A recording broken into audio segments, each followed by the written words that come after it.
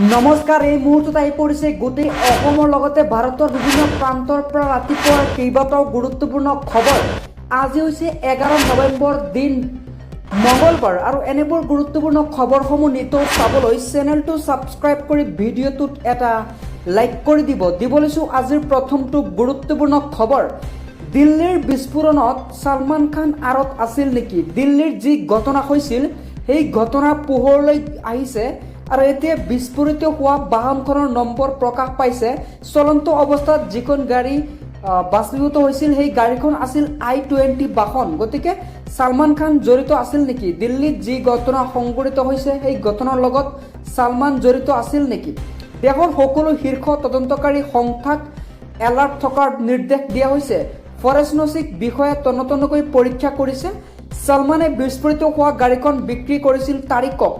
তাৰিক জম্মু কাশ্মীৰৰ পুলৱামাৰ বাসিন্দা আছিল। পৰৱৰ্তী খবৰ, জনজাতিকৰণ দিলেই 26ত উফৰাই দিম বিজেপি চৰকাৰ। এইবাৰ লক্ষাধিক জনতাই কঁপাইছে সোণাপুৰ।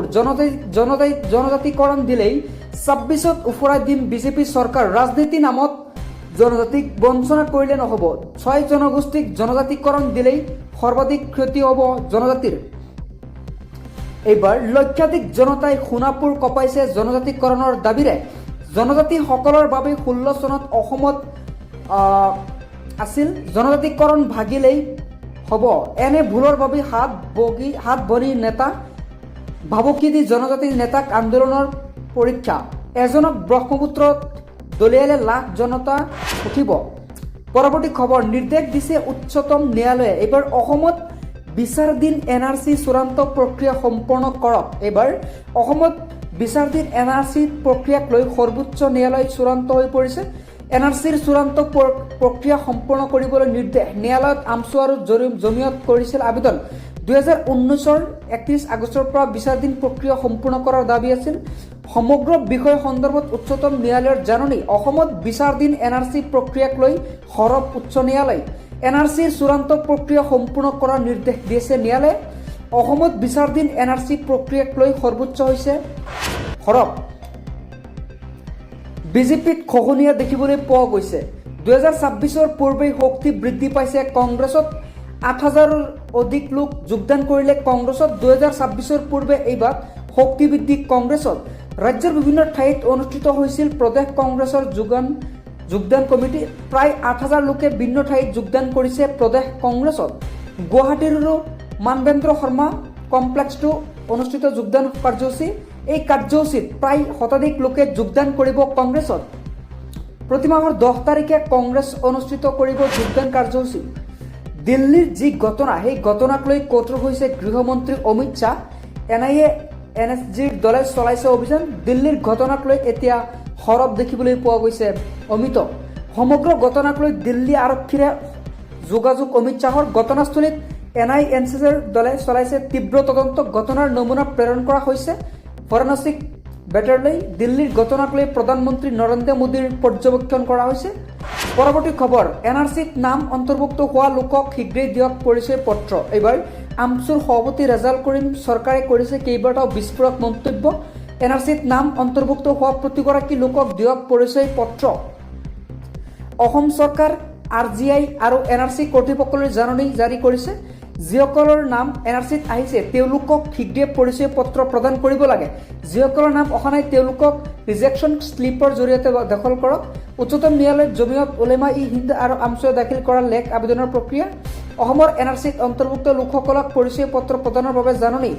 শুনানিৰ অন্তত উচ্চতম ন্যায়ালয়ে জাননী প্ৰদান কৰিছে। শুনানিৰ অন্তত এই মন্তব্য কৰিছে আমছুৰ সভাপতি ৰেজাল কৰিমে।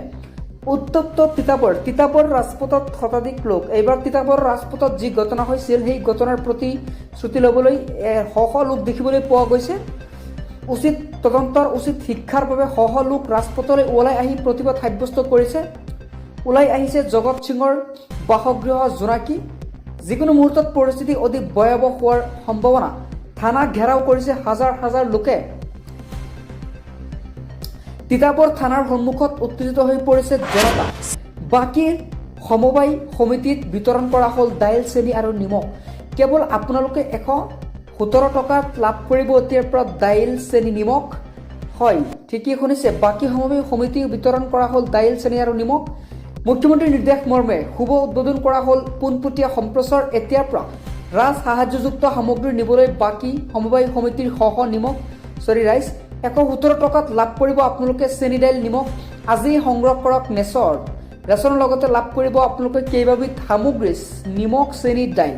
প্ৰতি কেজি চেনি লাভ কৰিব আপোনালোকে কেৱল 38 টকাত।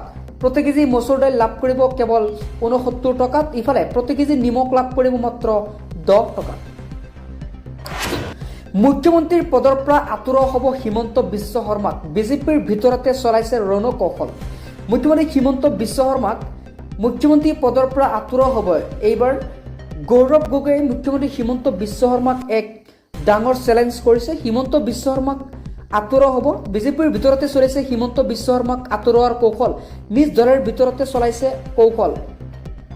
ক্ৰমাৎ অকলশৰীয়া হ'বলৈ ধৰিছে মুখ্যমন্ত্ৰী হিমন্ত বিশ্ব শৰ্মাই। এইদৰে বিস্ফোৰণ কৰিছে গৌৰৱ গগৈয়ে। ক্ষমতা যোৱাৰ দিনাই তুলিৰাম ৰঙাকলৈ বিদেশলৈ কৰিছে। ছিংগাপুৰলৈ পলাব লাগিব হিমন্ত বিশ্ব শৰ্মা। তুলিৰাম সৰ্বানন্দ সোণোৱালৰ দিনত জাতি মাতৃৰ কথা শুনিবলৈ পাইছিলোঁ, কিন্তু হিমন্ত বিশ্ব শৰ্মাৰ দিনত শুনিছোঁ কেৱল বেদখল আৰু লুণ্ঠনৰ কথা। এইদৰে মন্তব্য কৰিছে গৌৰৱ গগৈয়ে। এইবাৰ গৌৰৱ গগৈ হিমন্ত বিশ্ব শৰ্মাক চেলেঞ্জ কৰিছে। কেনেকৈ সংঘটিত হ'ল দেশ কঁপোৱা বিস্ফোৰণ? দিল্লীত যি দেশ কঁপোৱা সংঘটিত হৈছিল ঘটনা, সেই ঘটনাক লৈ এতিয়া নতুন মূল। দেশ কঁপোৱা বিস্ফোৰণৰ পিছতেই এবাৰ নতুন পোহৰলৈ আহিছে কেইবাটাও বিস্ফোৰক অভিযোগ। বিস্ফোৰণ সংঘটিত হোৱা বাহনখন হাৰিয়ানাৰ পঞ্জীয়নভুক্ত আছিল। নাজিম নামৰ এজন ব্যক্তিৰ নামত আছিল এই গাড়ীখন। ঘটনা সন্দৰ্ভত এজন লোকক ইতিমধ্যে আৰক্ষীয়ে আটক কৰিছে। আত্মঘাতী বোমাৰুৱে বিস্ফোৰণ সংঘটিত কৰাৰ সন্দেহ কৰোৱা হৈছে। বিস্ফোৰণত নিহত হোৱা এজন লোকৰ উদ্ধাৰ হৈছে পৰিচয়। 13 জন নিহতৰ পৰিচয় উদ্ধাৰ হোৱা লোকজন অশোক কুমাৰ। চলন্ত অৱস্থাত হুণ্ডাই i20 বাহনত সংঘটিত কৰিছিল এই ঘটনা। বিস্ফোৰণ সংঘটিত হোৱা বাহনখন হাৰিয়ানাৰ পঞ্জীয়নভুক্ত। পৰৱৰ্তী খবৰ, বেপাৰী কেইটাই জুবিন গাৰ্গক শেষ কৰিলে। এইবাৰ জুবিন গাৰ্গৰ ন্যায় পাবই লাগিব, দিবই লাগিব। ৰাজধানী দিল্লীৰ যন্তৰ মন্তৰত অসমীয়া যৌমঞ্চ আৰু অসমীয়া কপালে এই ৰাজপথ জুবিন গাৰ্গৰ ন্যায়ৰ দাবীৰে তেওঁলোকে উত্তাল চলাইছে প্ৰতিবাদ। আজি কেইবাটাও দাবী উত্থাপন কৰিছে প্ৰতিবাদকাৰী লোকসকলে। অসমত অতি শীঘ্ৰে আন্তৰ্জাতিক পাৰপত্ৰ ব্যৱস্থা প্ৰদানৰ দাবী। সীমান্ত চীন অবৈধ বিদেশী বিতৰণৰ জৰিয়তে অসম আৰু ভৱিষ্যতৰ নিৰাপত্তা সুনিশ্চিত। যুৱ প্ৰজন্মৰ হাতত জুবিন গাৰ্গক মৃত্যুৰ বাবে ভাৰত ৰত্ন দিয়া হ'ব। তিতাবৰ কাণ্ডৰে জড়িত 4 অভিযুক্তক গ্ৰেপ্তাৰ কৰা হৈছে। এইবাৰ পৰৱৰ্তী খবৰ, তিতাবৰত যি ঘটনা সংঘটিত হৈছিল, গ্ৰেপ্তাৰ কৰিছে জগত সিঙৰ 2 পুত্ৰক কৃষণ সিং আৰু জীৱন সিঙক গ্ৰেপ্তাৰ কৰা হৈছে। গ্ৰেপ্তাৰ ফাৰ্মাচিষ্ট ৰকিবউদ্দিন আহমেদ আছিল। শৌচাগাৰৰ টেংকিত উদ্ধাৰ হৈছিল 19 বছৰীয়া যুৱতীৰ